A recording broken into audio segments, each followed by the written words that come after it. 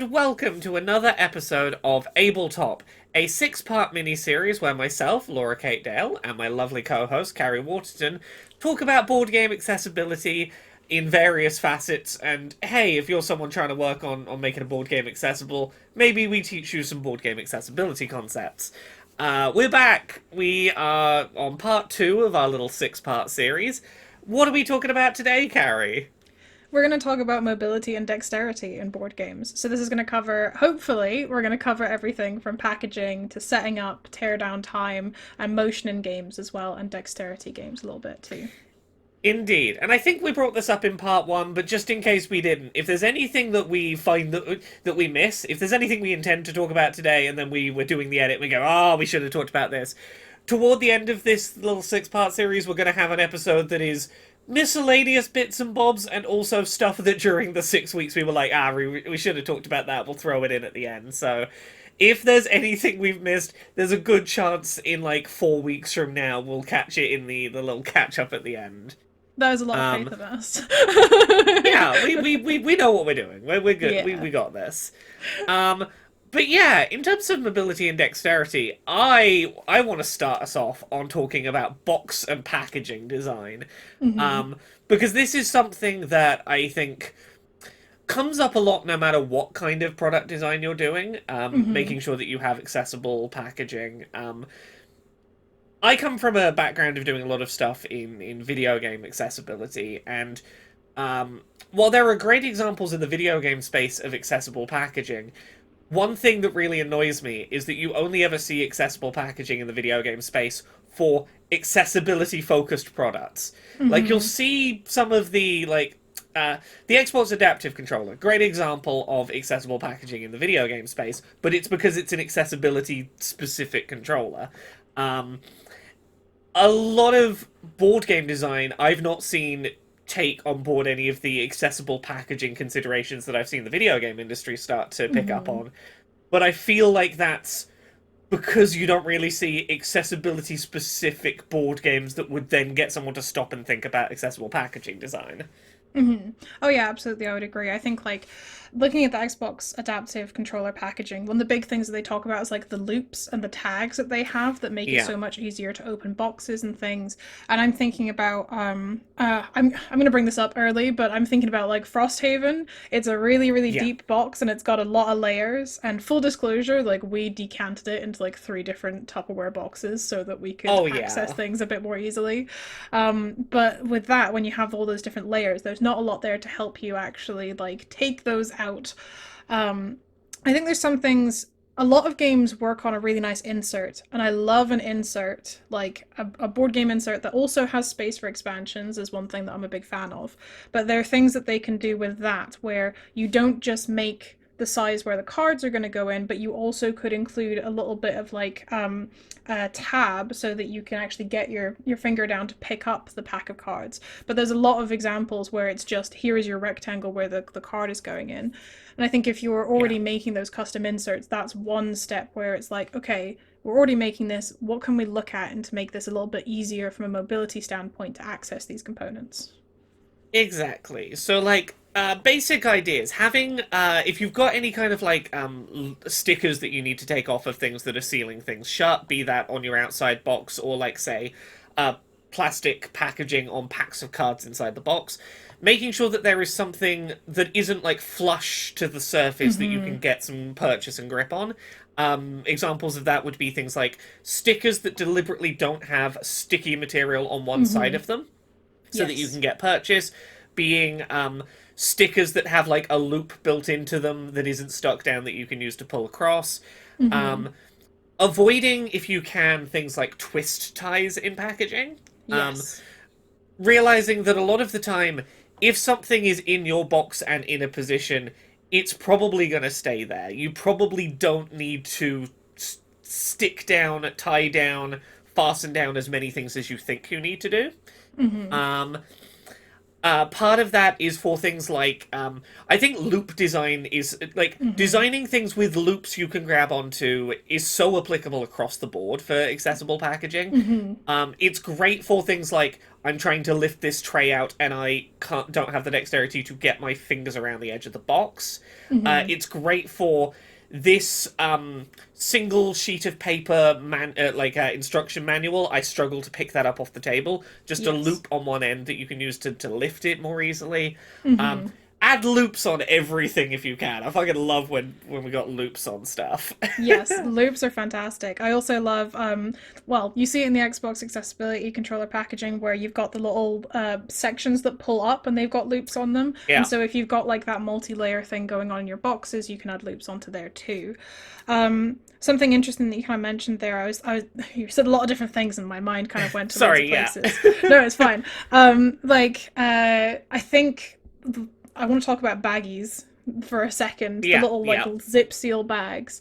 And um, some of those are great, but like I found Yeah. them in varying degrees of okay.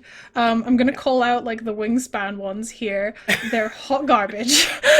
Yeah. They're so tough. We got the expansions for wingspan, and I just like chucked all of those bags away. I went and like sewed my own Yeah. little fabric You bags to put stuff in. you I don't don't know what want it the is. seal to you don't want the seal to be stronger than the plastic because Yes. the number of times I've ripped one of those bags because the bag has given way before the seal. Yes, 100%. That's happened with so many of those wingspan bags. I've just been like over it. There's a lot of cool things happening in eco-friendly packaging now as well that I'm Hmm. seeing. So instead of having cards that are wrapped in that like plastic where there's that tiny little tab that you have to try and get, Yeah. and only half the time the actual tag thing comes with it, they're wrapped in like paper instead. And it's Yeah. much more like unwrapping a gift where you've got a much larger area to be able to get purchase on. And then if you are Yeah. doing that, is there extra bits of loops that you can put on those sides, like if you're just opening the top of the thing. So yeah, I think there's a lot of cool things with the eco-friendly packaging that's going on that could be Uh, cool to look at. Is there more that can be done with those? Are there parts of that that Yeah. are a little bit more accessible from a mobility standpoint? Other things I've been thinking about in terms of making board game boxes more accessible. By necessity, a lot of board game boxes are very wedged right up to the edges to keep Mm-hmm. components from moving around in the box, and I think that's totally understandable for keeping everything from jostling about in your box. But it does mean that there's often very little space to get your fingers around something to lift it up. Um, Mm-hmm. a little layer of foam, just a thin layer of foam around the outside edges, something that you can push your fingers past to Mm-hmm. get purchase under a tray, but that still is enough to keep your trays in place Mm-hmm. so that they're not shuffling around in the box, I think would go a long way to making it easier to lift trays out of boxes. Mm-hmm. Absolutely. Or again, putting an indent in parts of the box so that there is that built-in Yeah. space for you to be able to get on. We'll talk about it in a little bit, but I'm thinking about the Stardew Valley board game. Has a really lovely Yeah. tray in it, which really helps with the setup. But again, it goes right to the edges, so it's like Yeah. trying to like get underneath it and pull out. It's quite thin, so it's not too bad for someone like me that's got like 1 inch nails. But it can be tricky for other people, especially if it's like trying to get in between those gaps and try not to upset all the tiles that are in that insert as well. Indeed. On the topic of like box accessibility, this is an associated topic, I guess, but your physical box density or size, that there are going to be parts of that that are inevitable facts of game design, but it is worth keeping in mind. One of my favorite board games is Everdell Complete Collection. Everdell with all of its expansions in it. Wonderful game. It's got like a wooden tree that a bunch of your cards go on and these huge sections of boxes and tiles. It is a nightmare. To just get that board game off the shelf and onto a table is not something that's going to be accessible for everyone. And there is a degree of keeping in mind, are people going to be boxed out of playing your game? Because like obviously that's someone could just purchase the expansion separately, etc., something like that. But again, you brought up Frosthaven. Mm-hmm. Frosthaven, you can't buy the parts separately. The only way to get it is a single box that is going to be a lot of lifting and dexterity to get to the table.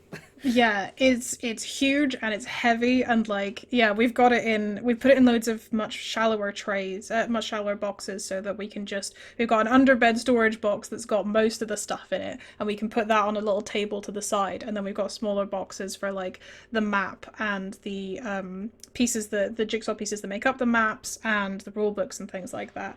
But again, it's you know, when it arrived, it was like she's heavy. This is Yeah. intense, and we immediately were like, no, we need to decant this. Like we can't. It, Like this is just. It's not even gonna fit on our shelves apart from anything else. yeah. Like, but One just the thing. physicality. Oh, sorry, go for it. Yeah. Oh no, no. One thing I will say in Frosthaven's favor in that regard is they did pre-release have information of like we have Mm-hmm. designed this with certain things in mind for like if you want to take the board sections out of the box to save weight, Mm-hmm. we've designed them so that they will fit in an A4 document binder, so that you can Yes. like we've thought of a storage solution that would get components out the box to save weight that we can tell you the components will fit if you sort them like this instead. Mm-hmm. And I think that is great. Having in mind, if someone does need to decant things out of this box to make this box liftable, Mm-hmm. do we have like commonly accessible in multiple countries solutions that we are standardized to fit? Yes, absolutely. And I think again, that transparency of like giving players information about all of the components ahead of time and how those are going to like fit together and how they like you say how they could be decanted. Is it common things people are going to have access to? That is something that's I've yeah, to its credit, absolutely, 100%. And I think Yeah. that's fantastic. Like, yeah, thinking about this is going to be a barrier. What are the ways that we can best sort of, if we can't fix it in the actual product, what can we do to give players as much information as possible to be Yeah. able to make those accommodations? I think that is something really important to keep in accessibility conversations is sometimes the thing you want to create is going to have inherent barriers to Mm-hmm. accessibility in it. We're not saying you can't create that thing. We're suggesting be aware of your accessibility barriers and try and preempt ways that someone could work around them. Mm-hmm. Absolutely. I Uh, think this is probably going to come up in every episode that we do, but like games are made of barriers, and for board games, it's, you don't have the settings menu. So yeah. we design with the barriers, but acknowledge them and see what you can do to fix them or see if you can provide assistance for other people. So yeah. Yeah. Shall we move on to talking about setup?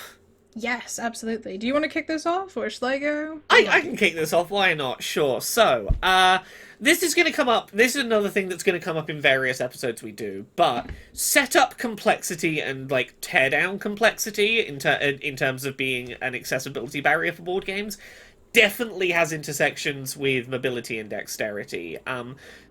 The more components and bits and stuff that isn't in trays and stuff that you have to get out of baggies and manually organize and set up, that's going to be a barrier to like any big game. The setup and teardown time is going to be a barrier to people wanting to get it to the table.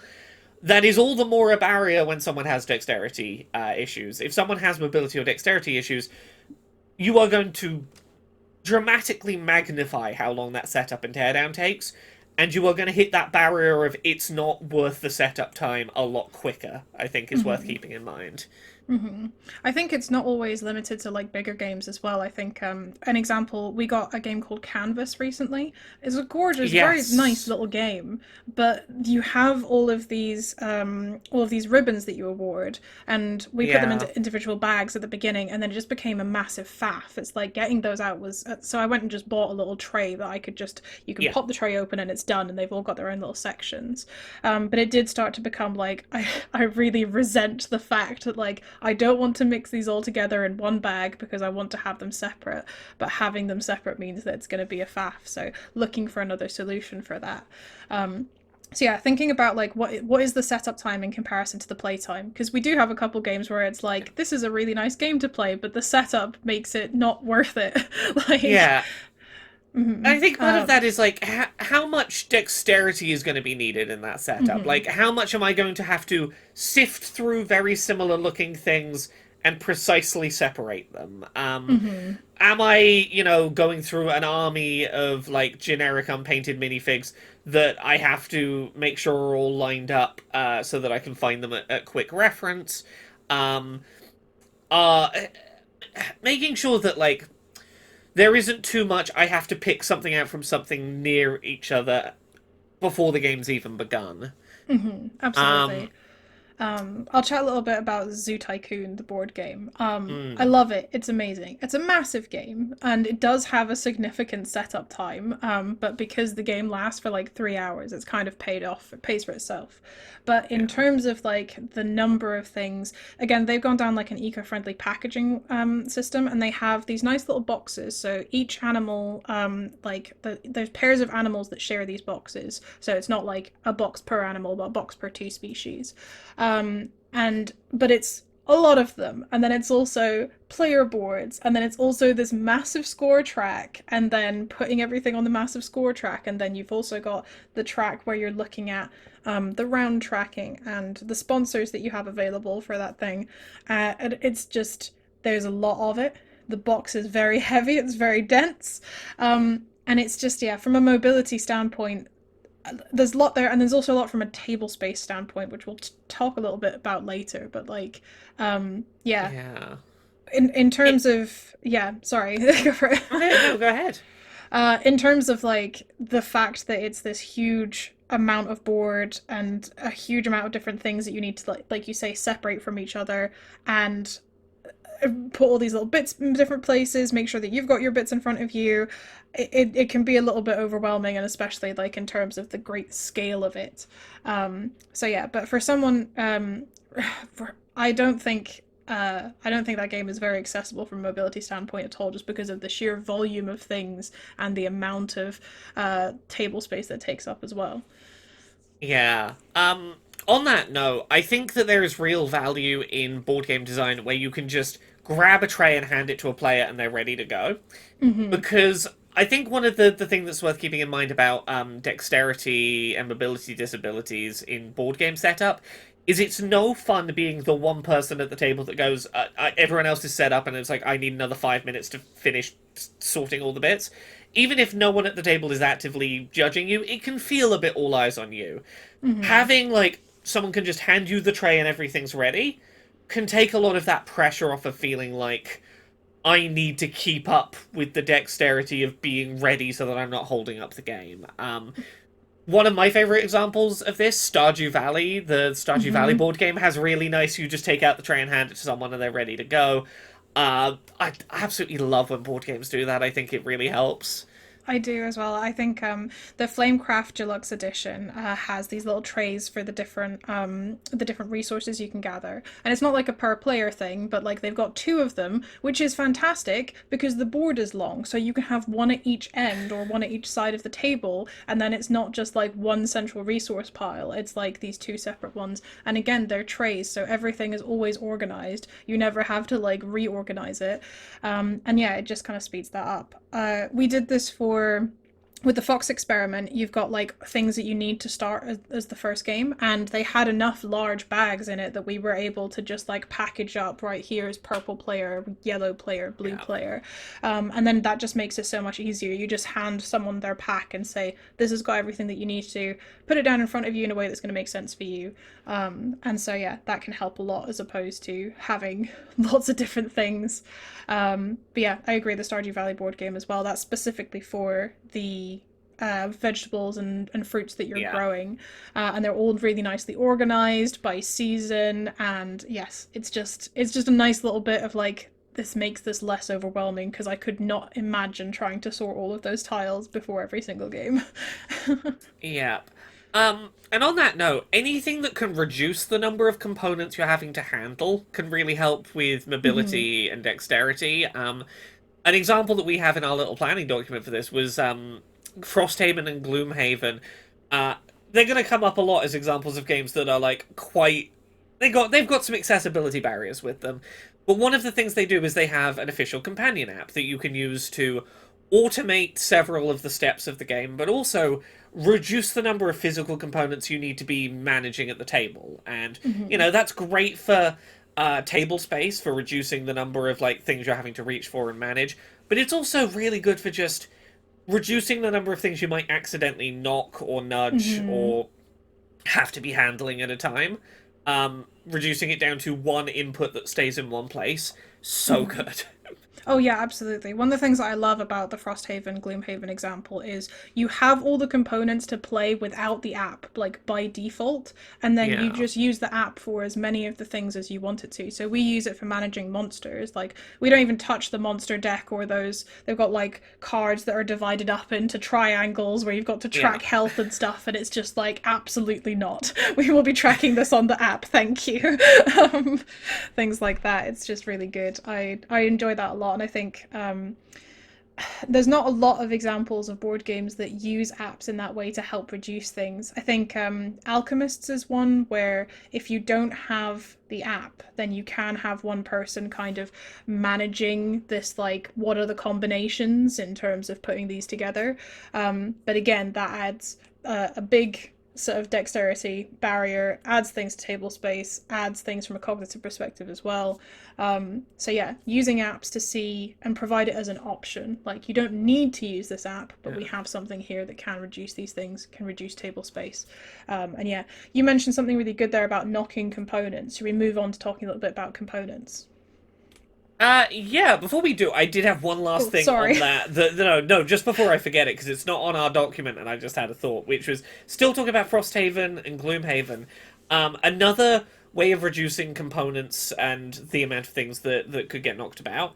Um, Frosthaven, me and my wife recently picked up a. So by default, that game, you have all these like tiles that you lay out and connect together. We recently picked up a book where you just open it to a certain page and it has printed on it the hexes. And you open the book pages and just lay it out on the table. Because this is what Jaws of the Lion, the sort of mini Yes. Frosthaven does. They have books that do it. Sorry, Mm-hmm. mini Gloomhaven. Frosthaven has books now where you can just open to the page and it's got the hex layout printed on the page. Um, Fewer things that you need to micromanage and that you have to plug into each other and that can Mm-hmm. get knocked about. Love it. Oh my god, yeah, that was one of our biggest things when because we did Jaws of the Lion and then we did Frosthaven, and then we were Yeah. like, I just want a book. I just want to go back to the book. You just open the page that you need and it's Yeah, all done. Trying to they find the have a right book and it's pieces, good. like, oh, okay, amazing. Yeah, Sorry for stopping the components bit. I was just like, while I remember, I need to bring this up. no, that's really, really helpful. Like, yeah, I think the books, is it an official license book as well? Yeah, this is an Like, official one. Yeah, fantastic, amazing. Yes, providing options for players, and especially when it's something like that that is going to reduce, as you say, so many of the mobility barriers in it. That's fantastic. Yes. Okay, we love that. but yes, Right, you were going to components. components. You go for it. You kick us off. Oh, sure. So in terms of components, there's a lot of stuff to factor in. Some of it we've touched on a little bit already, but board size and figure density are really Mm-hmm. important factors to keep in mind because a lot of what we've been talking about with mobility and dexterity so far has been like using your hands to manipulate things. But there's a lot of other ways that can be a barrier. For example, do you need to stand up to get a good look at the board from like a top-down perspective to get a proper picture of what's going on? Example of this for me that I really struggle with is War of the Ring, the Lord of the Rings board game. That is a huge map with a lot of like individual sections that have place names that you might not be reading the right way up depending on how you sat around the table, with Mm-hmm. really dense armies wedged into spaces. Chances are you're not going to be able to see accurately how many units are on which space, where the barrier between one space and another ends and begins, what place you're trying to name for if a card comes up with a place Mm-hmm. name. Often, the only option is to stand up and look from a more top down perspective, which is not going to be accessible to everyone. Mm-hmm. And there, I don't know what you can do mechanically, like as a workaround for that, but I do know that needs to be a consideration that you think about when thinking about your game design. Mm-hmm, absolutely. I've got a couple of examples. I played El Grande recently, and one of the things Mm, that was just really, really cute about that was you have a little island that the castle lives on, the Castello, or I don't know, probably the wrong word. But it's got two labels on it because the castle's a big 3D object and it has a label Mm, both above and below it. So it means that people from both sides of the table can read it. And I was just like, that's such a neat little like, they were already printing this board. It didn't cover up anything else important, but it was a really nice consideration for just allowing people to be able to read that from different yeah. angles. And I think Ticket to Ride is an example for me in terms of the board can be quite big. We've got the original like USA version, and one of the things that I really like about obviously it was designed this way, but you've got your routes that you need to do like between like one place to another place, and it has like a mini version of the board printed on it, and it gives you the general area of those two places. Like I say general area, it's very precise, but because it's small, it's like okay, cool, I can very quickly look through these and I can understand like where these are in relation to each other. I still find that I'm having to like stand up and look over the board to get exactly which route that I need to get to. Yeah. But having that kind of reference on the card of if you're referencing something on the board, have a reference of the board and be like, it is in this area, I think would be a Yeah. really nice sort of But accessibility by design way to help with that. but for War of the Ring, what I wouldn't give for a version of the just top-down view of the map that I could have in my player area. That's a Yes. small version that doesn't have any units on the map and that I can look at without having to stand up to look at. Mm-hmm. Mm-hmm. Outside of like that sort of example of something that a designer could do, there are workarounds the player can do, and this shouldn't be a thing you have to rely on, but I think it's worth bringing up as potential workarounds that could work for some groups for some table setups. If you, for example, have like a webcam and a tripod mount, maybe with an arm, if you Mm-hmm. could set a webcam facing top down view of your board, throw a view up on a screen, on your laptop or your TV in a room, that could be a Mm-hmm. workaround someone could use for providing a top down view for someone who might not be able to stand up and take that top down view as something that's Mm-hmm. available. Um, I don't think that's something board games should like. I'm not telling designers to recommend that in their rule books, but it's think about like that's the kind of workaround someone might feel the need to use. Can you find a way to stop them needing that? Yeah, absolutely. I mean, I remember when COVID was happening, we had that kind of set up for D&D when I really wanted to use Yeah, physical maps. And so it was like, okay, cool, because I did a lot of mini painting. And it is a lot of effort to set up that kind of thing in the first place. And especially if the yeah, game isn't something that's going to be a long form thing, yeah, then thinking about is that going to be a barrier? And like you say, a little reference of what the board looks like. And again, because it doesn't have those yeah, physical pieces on it, it's not going to cover up as much stuff. yeah.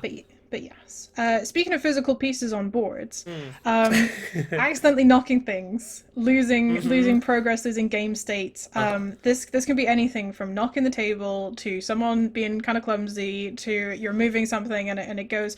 I have lots Yeah, of big witchy things with long sleeves, so I'm a chronic knocking things out of the way. yeah, But it can also be pets as well. It can be cats jumping on the yeah. table. It can be dogs, all that kind of stuff.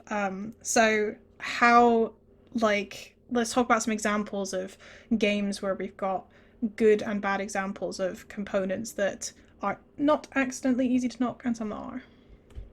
Yeah, I think like the obvious thing that comes to mind for me is any board game that has recessed indents that your Mm-hmm. pieces can sit in.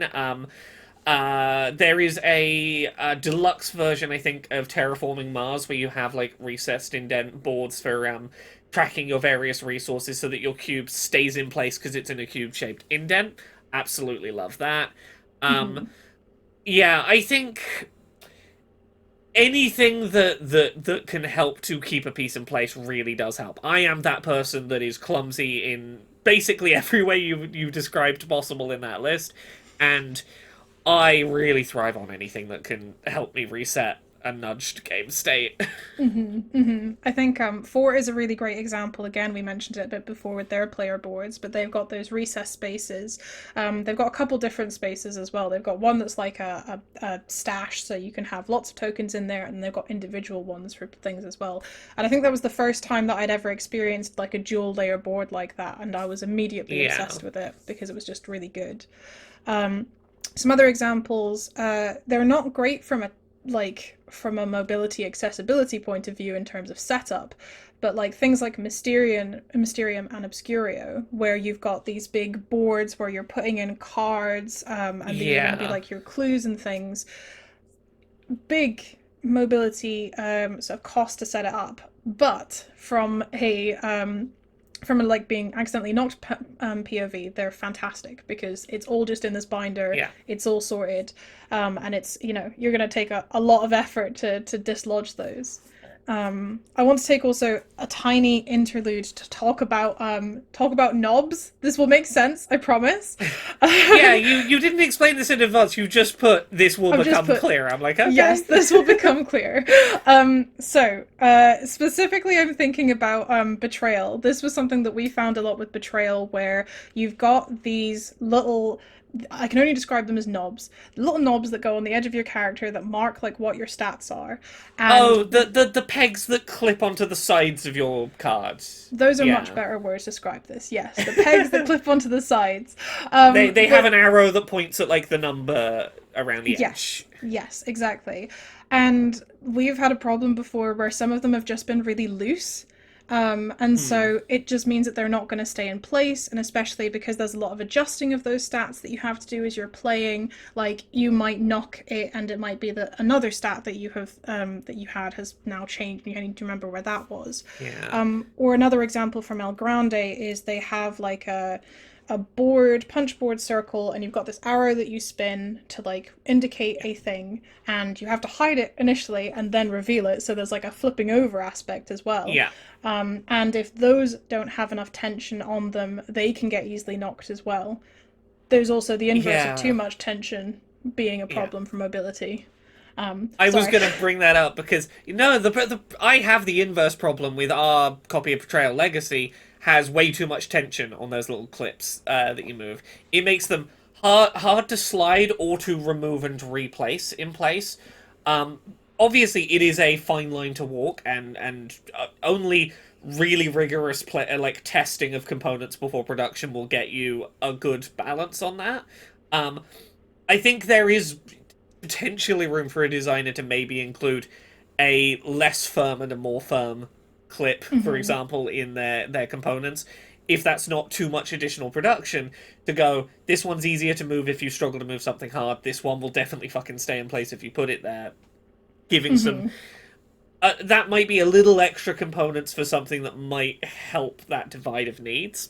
Mm-hmm. Um, but yeah, in terms of accidentally knocking things, this is not a component suggestion. This is an avoiding component suggestion. Once again, this is a really good benefit to something like the companion apps for like Frosthaven. If you have an app tracking, stats or those kind of bits of information, those are things I can't accidentally knock over anymore and lose Mm-hmm. track of. An app is much more resilient to an accidental brush past than I am. Mm-hmm. And that can really help for anything that isn't going to be resettable easily. Mm-hmm, absolutely. I think as well, like something, if you've got punchboard tokens already, can you provide things like if you're tracking your statistics or your level in something, can you provide tokens to say what level you are on that kind of stat? And instead of Yeah. using the sort of clips, you can use those tokens instead. And even if you knock them, if you've got five of them in front of you and you knock them and suddenly you've got five Yeah. spread out in front of you, you still know that that was level five. Like, are Yeah. there alternates there that you can provide? Because you might have some extra punchboard space. I've seen plenty of games that have extra little bits of punchboard where they've put in like just nice pieces of art and stuff. So, is there something you Yeah. can do there to maybe address some of the potential barriers that you might have with some of your components? Indeed. Also, and this is just like this is still component focused, but this is just another thought I had. I for anything that requires you to tuck components under other components, I'm thinking something. What's the example I'm trying to think of? No, it's gone. Anything where you, for example, have to tuck cards underneath boards, for example, on certain sides of your Mm-hmm. board. Um, have tiny little stoppers at the corners so that the board is slightly raised up, so that I there is already an inherent space for me to slide cards under. Mm-hmm. Anything where I have to slide something under something else. If you can just lift up the top thing a little so that I can slide things under easier, such Mm-hmm. such a relief. Absolutely. Otis is a nice example of that. Actually, this was a game that we got a bring and buy, and but we have a slight problem with it. So with Otis, you've got these. It's a really nice dual layer, and on the top of it, in the middle, you've got recessed areas where some components are going to live, and on the outside, you have areas for components to slide. But because we have a slightly older version, there's warping that's happened over time, and Hmm. now they've warped kind of upwards. So it now means that these boards are really easy to spin in like a circle. Like if you hit the corner of them, they just go. Like, so it's really interesting looking at like things like that and see like how this holds up over time. If it was like brand new, I'm sure it would be absolutely fantastic. Yeah. But yeah, we've had to like very carefully try and like de-warp them. Um, Yeah. One last thing that I want to say about components, because this is one of the big examples for me. Dice Forge. Really, I love Yeah. this game. It's fantastic. But the whole mechanic is you are changing the faces of the dice that you're using, and you have these nice little plastic like faces that you put in, and there's a lot of tension on them, and they don't provide any kind of tool for you to remove those faces. And we actually have like we have the Dice Forge spoon that we have put in the box, and we Hmm. use the spoon to dislodge the faces, a bit like those Lego, like Yeah, it's Lego spudges. Yeah. Yes, exactly, exactly. But like it is one of the most mobility heavy games that I know in terms of the fact that you've got these tiny little faces, you're trying to put them in, there's a lot of tension going on, and there's no tool provided. The whole gimmick, sort of USP, sorry, I guess, Yeah. of like changing the faces is fantastic. But like please provide a tool like to take those faces off. Don't Yeah. make me sacrifice a spoon to the box. um, um, Yeah. So we've talked a lot about like the design elements of thinking about mobility and dexterity accessibility, but this is probably a good point for us to talk about like some of the actions you might require of a player that will be inaccessible and thinking about like just being aware of mhm, these. So good place to start because this comes up in so many board games, rolling lots of dice. Um, that is a very specific movement that requires a lot more wrist dexterity than you might think about. mhm, That is something that you could potentially work around with, say things like I know players who have difficulty with lots of rolling motions will sometimes use things like dice towers as ways to roll mhm. that aren't going to require that kind of motion, but that's requiring something of a player outside of what you've provided them in the box, and it's worth knowing rolling a dice isn't something necessarily repeatably doable for people. Absolutely. I think like on the topic of dice towers, I want to have a little bit of a wingspan appreciation moment because they have this like bird feeder that you assemble. And initially I was like, this is such an unnecessary component and this brings me great, this brings me great distaste because it's just so clunky. But then actually thinking about it from a ability perspective, it makes rolling those dice so much easier. It creates that little contained area where you know that they're going to land and they're not going to like Yeah, knock other things that are everywhere else. So yes, I've changed my mind on the bird feeder, and I think that it's a really good thing to have included, particularly yeah, because those dice are very big as well. They're chunky wooden dice. It is something yeah, that like they're a little bit lighter, but yeah, having the bird feeder just kind of helps alleviate that barrier. Um, yeah. Dice rolling trays, I think, are an underappreciated accessory for board games. If you are someone who struggles with, like, I struggle with rolling dice, having my accuracy and strength be predictable, and if I'm rolling on a mhm. table, I will very frequently just absolutely roll off the table unintentionally. Having something with edges that I can roll against, absolutely great. Having something like a dice tower where things are going to come out at a predictable trajectory and direction, great for that. I've known board games that have included, say, a flat dice tray that you sort of pop together and raise the edges up on, or like a little cardboard you assemble your own dice tower. Those do undoubtedly make it more accessible for me. Absolutely. I think like yeah, Especially if you've got a game that's taking up a lot of table space and then you now have to roll dice on top of that. Like we play games either on our little coffee table or on our big dining table, and that will be the thing where, oh, Stardew Valley, it totally fits down on this little coffee table, and then you need to roll the dice and you're like, where am I rolling these? Where it's not going to knock Yeah. anything now. So yeah, dice trays that are included, I think, is a really good thing. In terms of rolling lots of dice, I want to talk about the Fox experiment briefly. Hmm. Really, really nice in terms of a lot of the designs, but you will fully end up rolling like 10 plus dice near the end of the game. And sure, you can roll them in batches. They're big, heavy plastic dice. And yeah, you can roll more than 10 near the end, depending on how you're going. And it is just a lot. And that is an example of a game that doesn't have something like a tray or a specific area for you to roll them into. But again, just because they're different from the wingspan dice in the form that they're plastic and they're just a lot heavier, and then also the amount of them. And then also, Hmm. you might be rolling multiple times because you might be making multiple Yeah. foxes. And so now all of this stacks up into quite a big barrier.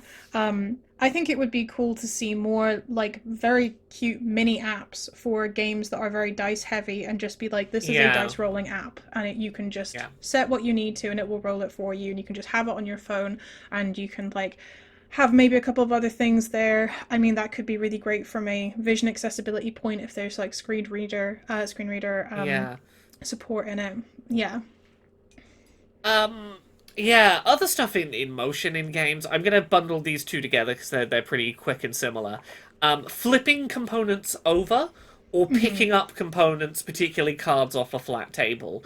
Um, Now there's a couple of things that can help with that in terms of picking up cards off a flat table. If you include plastic sleeves for your cards in your box, Mm-hmm. players who sleeve their cards have the edge that is open that they're inserting the card into the plastic sleeve is an inherently easier place to pick the card up from. It gives a little additional layers to get a Mm-hmm. grip on. But on top of that, thickness of your component that needs picking up or flipping can make it easier, Mm-hmm. as well as thinking about where you place components that are going to need picking up or flipping. Because let's say you've got a board and cards that are going to need picking up are laid out near the edge of the board. That's going to give a position where there's going to be a gap to help lift them. Mm-hmm. Placing them near like a fold in the board can give a place where there's slight purchase. Thinking Mm-hmm. about those elements of where can a player get purchase relevant to where we've placed these components can help make them easier to manipulate. Mm-hmm, absolutely. I'll talk about Flamecraft very briefly as an example with this. You've got sort of like these enchantments that you do, and they get laid out in the middle of the board. Depending on what version you have, you either have like a punchboard board, sorry, cardboard board, or you have like a rolled mat board as well. Hmm. But they're in the middle, and they're also surrounded by the score track. So if you do need to slide it, you need to slide it in a way that you're not going to accidentally knock someone else who's on the score track. And then there are also all of these other smaller cards around the outside of the board where you've got dragons that are at shops. And so you need to like, if you do need to sort of slide it, you need to find some like way to maneuver it to be able to get to it. And Flamecraft, as well as an example, talked a little bit about like, yeah, flipping cards and picking them up and also tucking them. Like Yeah. tucking these enchantments under these bigger cards, it's all the same thickness of card and where they are and the way that they're laid on the table. It's one of those like constant bugbears where it's like, right, well now I need to pick up the entire shop, and then I've got to pick up the dragons that are on that shop, and I've got to tuck it under because I don't want to like damage the edges of these cards. So yeah. So yeah, something like having the, like you say, slightly different thicknesses would help a lot. Yeah. Or considering sort of like, do these things need to be tucked? Is there another way they can work? I think for Yeah. Flamecraft in particular, it's a table space thing of like, if you don't tuck them, they're gonna get pretty big pretty fast. And they have made a lot of Yeah. accommodations in the terms of like making the cards um, sizes that are going to be the most table space friendly. Mm. But yes, lots of card manipulation in that game. Um, Yeah. And you've got one last one on motion in games. You wanted to talk about Phantom Society and fitting pieces together? Yes, you talked a little bit about this with the Frosthaven maps. But so Mm, Phantom Society is a game. I don't own it anymore, but I used to, and it's about finding ghosts. And some players are playing as ghosts, and some people are playing as ghost hunters. And the board is a couple of layers of punch board, and you've got all these rooms. And the ghosts they have to lift the room up, and then there's circles where they need to put their ghosts into. And they're really mm, really tight fitting for one. So if you don't get it perfectly flush, it's going to be really obvious when the ghost hunters open their eyes where you are on the board. But mm, also in terms of like that is a you're picking up one piece and then you're trying to fit this other piece. And part of me is sitting there wondering why they didn't just make those recesses where the ghosts sit just slightly bigger because they don't need to be mm. flush and also or potentially having like a little like tab as well so that when you're taking them back out again like you've got that kind of purchase on it. So yes. Yeah. So last up, as we sort of come toward the end of our hour, we want to talk about dexterity mechanics. Mm-hmm. Some of these I think are going to be obvious, and we can get those out of the way nice and quickly first. Some games are built around specifically challenging dexterity as mechanics, and that's Mm-hmm. inherently going to come with challenges. Things like games that require you to stack a tower to avoid negative consequences, like, oh, something bad happened, add something to the stack, hope it doesn't fall over, is a classic example of that. Mm-hmm. Yeah, absolutely. Games like, well, Jenga's the obvious one. There's Yeah, games like Icarus where it's stacking dice. There's Cactus and something called Tinder Blocks as yeah, well. I think, like, yeah, again, this is an example of that's the entire game, and the yeah, dexterity is the mechanic. But is there a way that you can provide ways to make it easier or harder for yeah, certain players to kind of balance that? Like, I'm pretty sure Tinderblocks has like a set of tweezers available, and so it's like, yeah, okay, well, is that going to make it easier or harder for some players, and can you try and provide a balance to the sort of yeah, dexterity level by having some players use those and having some players not? So I think that like looking at those kind of ways to help level the playing field is a really nice way yeah. to go. We know this is the main like barrier and this is the game, but this is Mm. how you can help to balance that so it's not always the same people winning. Yeah, I think you could do something, for example, like let's say if someone is confident with dexterity, they can use one set of components that are deliberately awkward shapes to stack, versus Mm-hmm. someone who has dexterity issues might use a different set of components in the box that is more comfortably stackable shapes. Mm-hmm. To account for the fact that someone might struggle with that as a task, but still, like, what is challenging for them is going to be different to what's challenging for someone else. That obviously requires additional components, but it is, I think, something worth considering as an option. Mm-hmm. Um, One thing that I'm really passionate about in dexterity conversations is, are there ways to have options for low dexterity players to still take part without inherently being othered by design? Mm-hmm. And my favorite example of this is a game called Merchant's Cove, where players are all fundamentally trying to do the same thing, create goods to sell at various docks, but the mechanics by which they do so differ player to player. And there are some of those that are going to be higher dexterity tasks than others. The one that I would say is probably the easiest to teach in Merchant's Cove is making potions from this potion bottle by taking out coloured marbles, but that has some dexterity challenges associated with it. I have a friend who has some numbness in his fingers who really struggled with taking out one specific marble from position without disturbing the rest of that setup. Mm-hmm. But because that game has such drastically different mechanics player to player, next time he played the blacksmith, who instead is placing dice into recessed holes on a board, which required a lot less manipulating spheres in tight spaces where other things need to drop into the space when it's filled.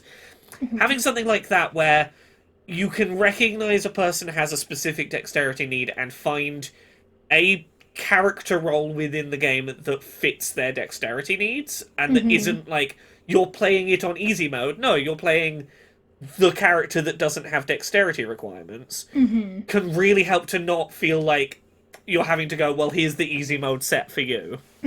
Absolutely. I think this falls over a little bit with what we're talking about with asymmetry in board games in the first episode.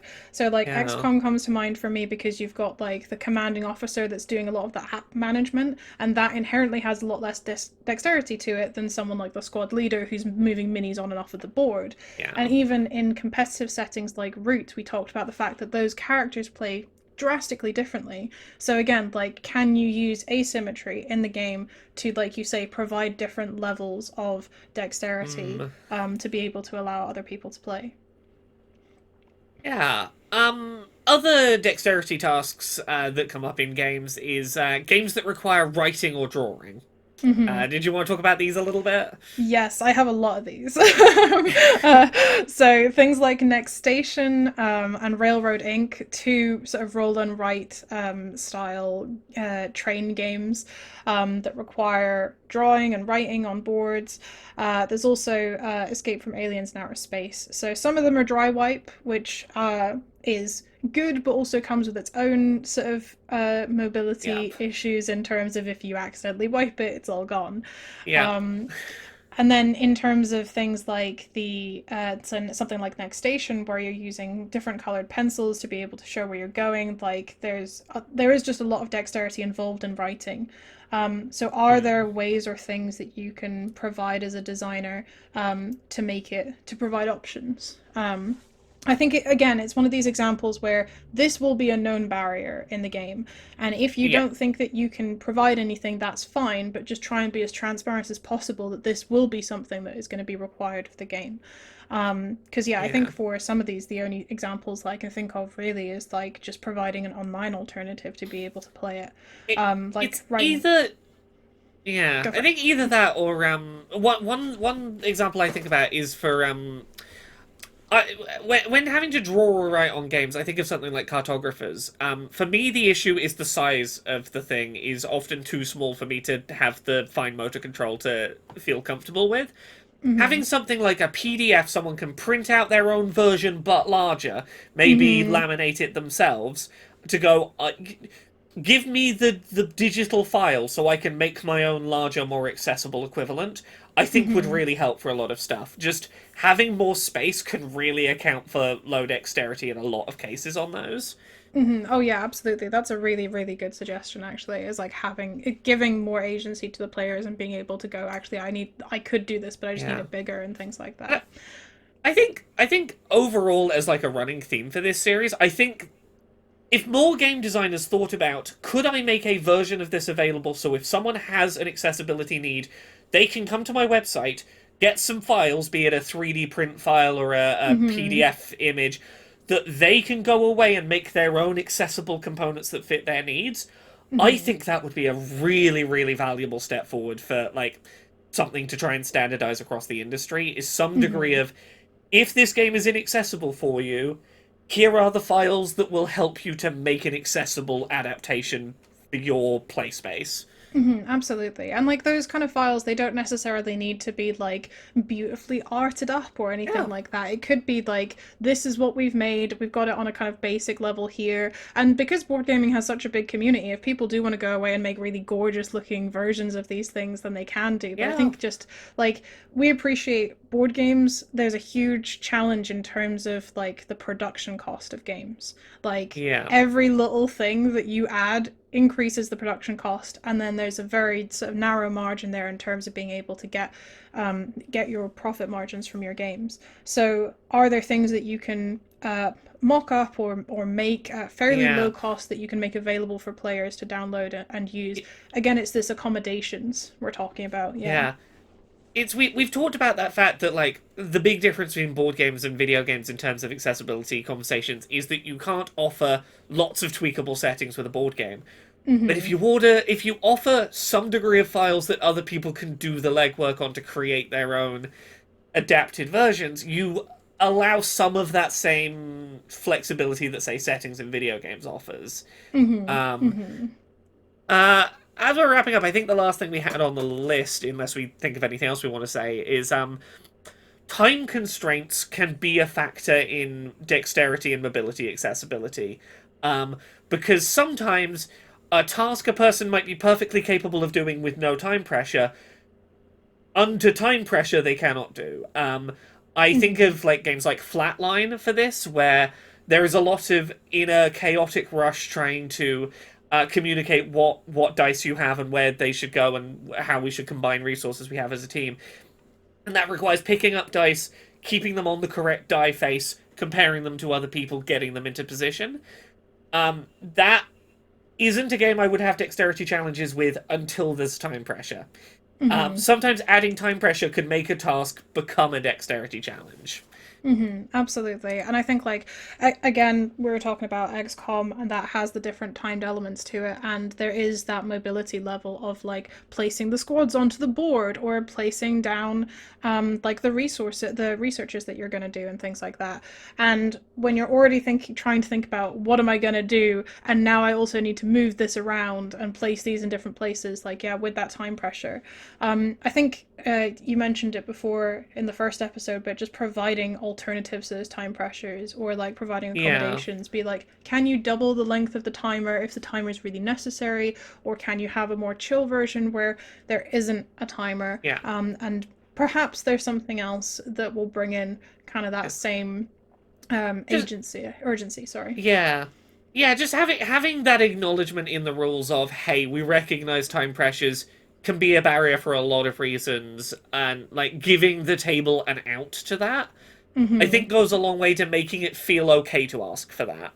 Yeah, Because like absolutely. mobility isn't something that I think a lot of people who don't have mobility disabilities would think about time pressures being relevant to. No, exactly. I would agree with that. Like, yeah, like a lot of cases it can be like I can do this. It's just going to take me longer to do this than Yeah, it would some of the other people that I'm playing with. So being able to like adapt that, like it would be really great if we're thinking about our companion apps and stuff, and if we know for like sorry to say XCOM again, but you know you've got different players in different roles. Can you put a setting per player where it's like, let's give this player like double time to be able to do their stuff so we can still engage in this timed mechanic, yeah, but we're just being able to be a bit more accommodating to people with different dexterity and mobility levels. yeah. Um, I think that's about it for our amount of time we've got today. Did you have anything else that that's jumping at your mind that you want to squeeze into today's episode still? I don't think so. I think the only thing that we didn't mention, which is obviously very sort of basic with some board games, is physically moving pieces on a board and like Yeah, moving them from place to place. Sometimes the level of dexterity that is required to like specifically fit a thing into a specific area if there isn't like a yeah. boundary.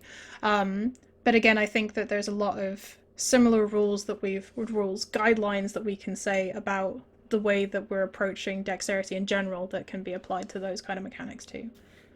Definitely. Like I think we if we had all the time in the world, there is other stuff we could probably address, but Oh I think yeah. this is as much as I think we're gonna get wedged in for today. And if we think of anything urgent that we're like, we really should have talked about that, look forward to that sixth episode where we have a little bit of a grab bag. But yeah, I think that is it for our second episode of Abletop. I hope everyone has enjoyed. We will be back next week with part three, talking about visual accessibility. So all sorts of fun to do with text clarity, iconography, colorblind considerations, things like tactile gaming. Look forward to that.